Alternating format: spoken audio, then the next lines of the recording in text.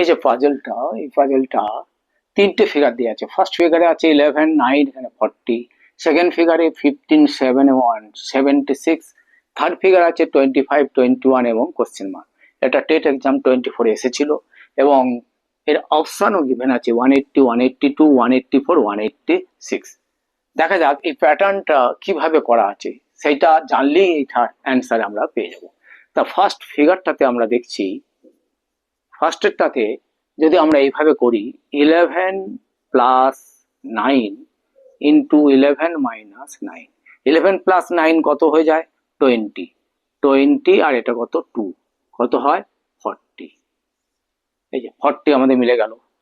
Second ফিগারটাতে আমরা দেখি ঠিক একইভাবে আমরা ক্যালকুলেট করি 15 plus 7, 15 plus 7 into 15 minus 7, minus 7 কত হয় 15 প্লাস 7 হচ্ছে 22 আর মাইনাস করলে কত হয় 8।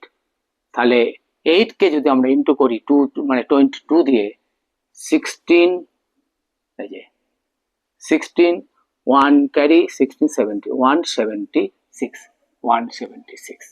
তাহলে এই প্যাটার্নে আমরা যদি এইটা করি তাহলে a এর ভ্যালু পেয়ে যাব। তাহলে a ইকুয়াল টু আমরা কত পেয়ে যাচ্ছি থার্ড ফিগারে a equal to 25 plus 21 into 25 minus 21।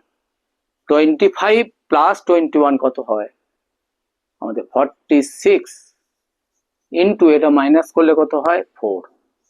এখন এটা যদি ইন্টু করি কত হয়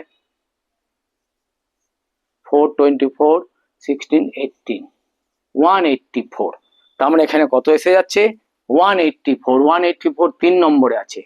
তাহলে অ্যান্সারটা কত হয়ে গেল 3 নম্বর অপশন। তাহলে আমরা এই প্যাটার্নের যে অঙ্কটা আমরা যদি করে যাই তাহলে অ্যান্সার পেয়ে যাচ্ছি a ইকুয়াল টু এত।